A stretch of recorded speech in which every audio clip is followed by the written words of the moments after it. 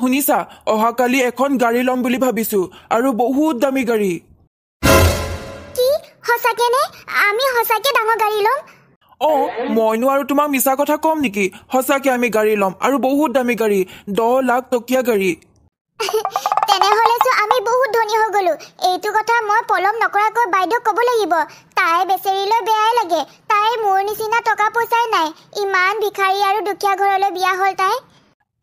যোৱা অহাকালি গাড়ী লোৱাৰ পিছত ঘৰত বহুত ডাঙৰ পাৰ্টি কৰিম সেইকাৰণে তোমাৰ একমাত্ৰ দাদা আৰু একমাত্ৰ বাইদেউক কালিৰ কাৰণে মাতি দিবা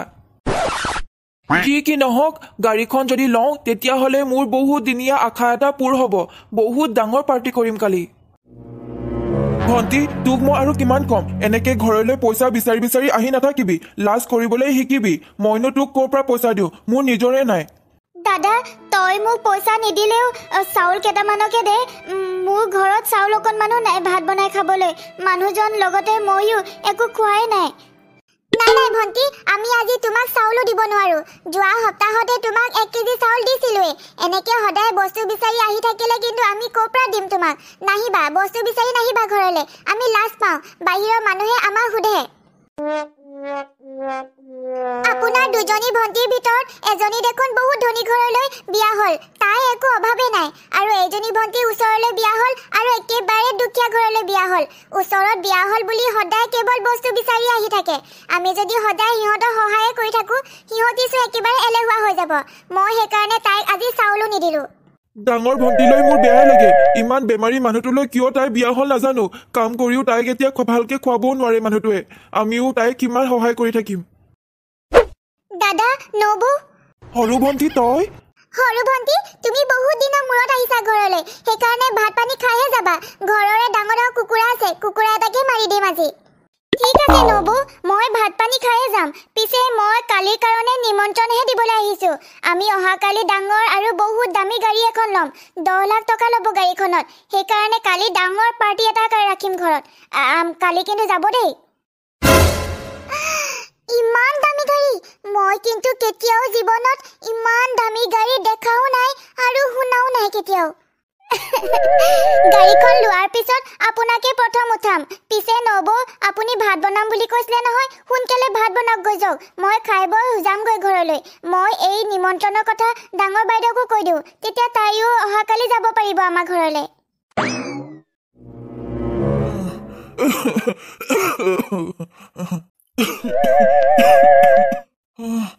দৰৱ কিনিবলৈ ক'ত পইচা পালা তুমি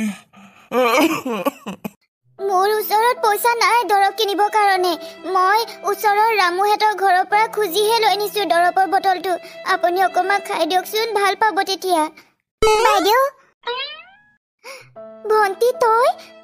আহিছ আমাৰ ঘৰলৈ বহুত দিনৰ মূৰত আহিছ তই ভিন্দৰ গাটো ভাল নাই বেমাৰ হৈছে সেইকাৰণে ভিতৰত কথা নাপাতি বাহিৰতে কথা পাতিম বৈ বাহিৰতে বহিবি তই ভণ্টি তই বহু দিনৰ মূৰত আহিছ বাবে তই কিন্তু আমাৰ ঘৰত চাহ একাপ খাইয়ে যাব লাগিব বাইদেউ চাহ নাখাও নেকি নবৌয়ে ঘৰৰে কুকুৰা মাৰিছে তাতে ভাত খাই মেলি সোনকালে গুচি যামগৈ কি কুকুৰা মাৰিছে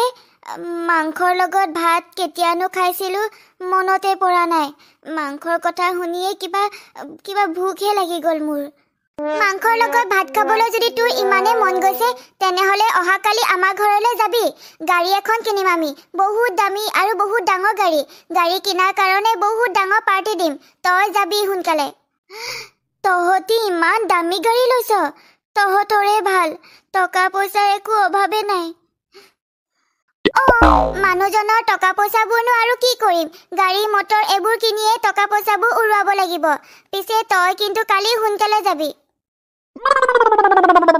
ভণ্টিৰ ঘৰলৈ মই আজিলৈকে গৈ পোৱা নাই তাই চাগে বহুত ধনী ঘৰলৈ বিয়া হৈছে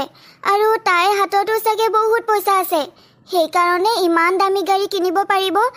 অহাকালি তাইৰ ঘৰলৈ গ'লে তাইৰ পৰাই কিছু টকা ল'ব লাগিব যদি তাই মোক পইচা দিয়ে তেতিয়া মই মানুহজনক ভালকে ডক্টৰৰ ওচৰত দেখুৱাব পাৰিম ভণ্টিয়ে আমাৰ ঘৰ দুৱাৰ দেখি গ'ল নহয় মই কিমান দুখীয়া তাই আজি ভালকে গম পালে তাই মোক নিশ্চয় সহায় কৰিব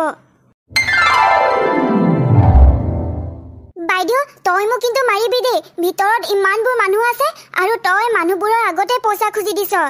মানুহবোৰে কি ভাবিব বাইকজনী ইমান দিনৰ মূৰত আহিছে ভনীয়েকৰ ঘৰলৈ আৰু পইচা বিচাৰি আহিছে তই বহুত বেয়া দেই এই এনেকুৱাই কেৱল পইচা আৰু বস্তুকে খুজি থাকে আমাৰ ঘৰলৈ যে কিমান যায় আৰু আমিও কিমান যে দি থাকো নহয় তাইক দি একেবাৰে আমনিয়া লাগি গৈছেগৈ নহয় ভণ্টি তই মোক ভুল বুজিছ তোক মই ৰাতিপুৱাৰ পৰাই এই কথাটো ক'ব কাৰণে তোক মই সুবিধা তেনেকে বিচাৰি পোৱা নাই আৰু বেছি দেৰি মই ইয়াত থাকিব নোৱাৰো ঘৰৰ ভিন্দৰ কথাটো জানোৱে ভিন্দো বেমাৰী সেইকাৰণে ঘৰলৈ যাব লাগিব বুলিয়ে তোক মানুহৰ আগতে ক'বলগীয়া হৈ গ'ল বাইদেউ এয়া ল টকা 500 মই যদি এতিয়া এইখিনি পইচাৰে গাড়ীত উঠি ঘৰলৈ যাওঁ তেতিয়াহ'লে চোন পইচাখিনি শেষে হৈ থাকিব মানুহজনকো ডক্তৰক দেখুৱাই নহ'ব মই এতিয়া ঘৰলৈ খোজকাঢ়িয়ে যাওঁগৈ তেতিয়া পইচাখিনিও বাচিব আৰু মানুহজনক ডক্তৰকো দেখুৱাব পাৰিম দেউতা বেগটো দিয়ক মই ধৰি দিওঁ আপোনাৰ চাগে বহুত কষ্ট হৈছে আইজনী মই তোমাক চিনিয়ে পোৱা নাই আৰু বেগটো ধৰিবলৈ মই পাৰিম তোমাৰ মিছাতেহে কষ্ট হ'ব মই পাৰিম মই আপুনি মোক চিনি পাব নালাগে কিন্তু আপুনি বেগটো মোক দিয়ক মই অথনিৰ পৰাই আপোনাৰ লক্ষ্য কৰিছো আপুনি বহুত কষ্টৰে বেগটো দাঙি আনিছে দিয়ক বেগটো দিয়ক মোক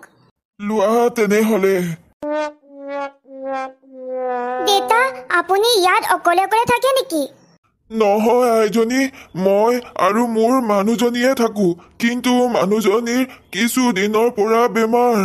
বহুত বেমাৰ সেইকাৰণে মেডিকেলত আছে দৰৱ কিনিবলৈ মোৰ হাতত পইচা 1 টকাও নাই শাক পাচলি বিক্ৰী কৰি তেনেকে দৰৱৰ যোগান ধৰি আছো কি কৰো একো ভাবিয়ে পোৱা নাই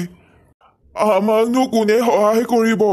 মানুহবোৰে কেতিয়াও সহায় কৰিবলৈ আগবাঢ়ি নাহে আপুনি ঠিকেই কৈছে আমাৰ নিচিনা দুখীয়া মানুহক কোনেও সহায় কৰিবলৈ আগবাঢ়ি নাহে ঘৰৰ মানুহবোৰ যিমানে ধনী হওক কিন্তু কেতিয়াও আমাক সহায় নকৰে কেতিয়াও নকৰে দেউতা এয়া লওক টকা 500 টকা মোৰ হাতত ইমান টকাই আছিলে সহায় কৰিবলৈ বহুত মন যায় কিন্তু নাথাকিলেনো কেনেকৈ কৰিম আপুনি এই পইচাখিনিৰে মানুহজনীৰ কাৰণে আপুনি দৰৱবোৰ ভালকৈ কিনিব দেউতা মই এতিয়া গৈ থাকো আইজনী ৰবা তুমি মোক বহুত ডাঙৰ এটা সহায় কৰিলা মইনো তোমাক খালী হাতেৰে কেনেকৈ পঠিয়াওঁ বাৰীতে তৰবুজ লাগিছে তাৰে এটা লৈ যোৱা ঘৰত খাবাগৈ এয়া লোৱা হেৰি চাওকচোন মই এয়া কি আনিছো আপোনাৰ যে বহুত দিনৰ পৰা গা বেয়া সেইকাৰণে তৰবুজ খালে আপুনি বহুতখিনি শক্তি পাব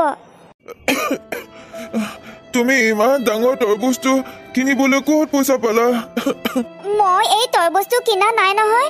এজন বুঢ়া মানুহে মোক দিলে তেখেতৰ ঘৰত বহুত লাগি আছিলে তেখেতে মোক খাবলৈ দিছিল ভালে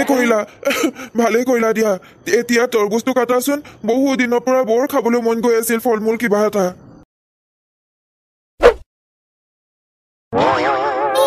এইবোৰ আকৌ কি ওলাইছে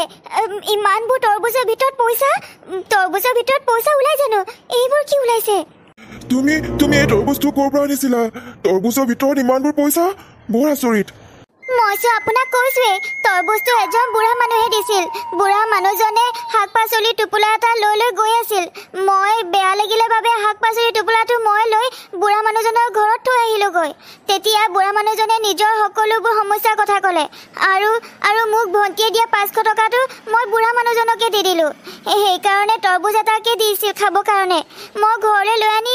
এতিয়া এয়া দেখিছোঁ মোৰ ভয় লাগিছে এতিয়া বহুত নালাগে আমাক ইমানবোৰ পইচা নালাগে অহাকালি ওলাবা তুমি ক'ৰ পৰা এই তৰবুজটো আনিছিলা তাতে আমি এই তৰবুজটো থৈ আহিমগৈ ঠিক আছে ওলাব আপুনি মোৰ লগত ওলাব ঘৰত কোন আছে অকমান মাত দিবচোন কওকচোন আপোনালোকে কাক বিচাৰি আহিছে ভণ্টি তোমাৰ ঘৰত যে এজন বুঢ়া মানুহ আছিলে সেইজনক মাতি দিয়াচোন বহুত ডাঙৰ কথা ক'বলৈ আছে বুঢ়া মানুহ সেইজন নেকি? সেইজনে মই যোৱাকালি এইটো ঘৰতে সেই বুঢ়া মানুহজনক দেখিছিলো, লগ পাইছিলো আৰু তেখেতে মোক এই তৰবুজটো দিছিল খাবৰ কাৰণে। কিন্তু এইটো তৰবুজ ঘৰত যেতিয়া কাটিছিলো তেতিয়া তাৰ ভিতৰত বহুত পইচা ওলালে। মই সেইকাৰণে এইখিনি উভতাই দিব কাৰণে আহিছো। সেইজন হৈছে মোৰ ককা। ককা আজি মৃত্যু হোৱা 2 বছৰ পাৰ হৈ গ'ল। মই সৰু হৈ থাকোঁতে মোৰ মা, দেউতা, আইতা এটা ডাঙৰ এক্সিডেণ্টত ঢুকাইছিল। ককাই মোক ডাঙৰ দীঘল কৰিলে। তাৰপিছত ককাও মৃত্যু হ'ল। মোৰ ককা বহুত ভাল। মৃত্যু হোৱাৰ আগমুহূৰ্তত কৈ গৈছিল যে মই পৃথিৱীত কাৰোবাক নহয় কাৰোবাক সহায় কৰিহে মই স্বৰ্গলৈ যাম বুলি। নিশ্চয় আপোনালোকক সহায় কৰিবৰ কাৰণে পৃথিৱীত আছিল। ককাই মানুহক সহায় কৰি বহুত ভাল পায়। এয়া ককাৰ ফালৰ পৰা এটা উপহাৰ বুলি ভাবিয়ে আপোনালোকে লৈ লওক। আমাৰ দুখ দেখি, কষ্ট দেখিয়ে চাগে সেই বুঢ়া মানুহজন মোৰ চকুৰ আগলৈ আহিছিল আৰু আমাক এনেকে সহায় কৰিলে।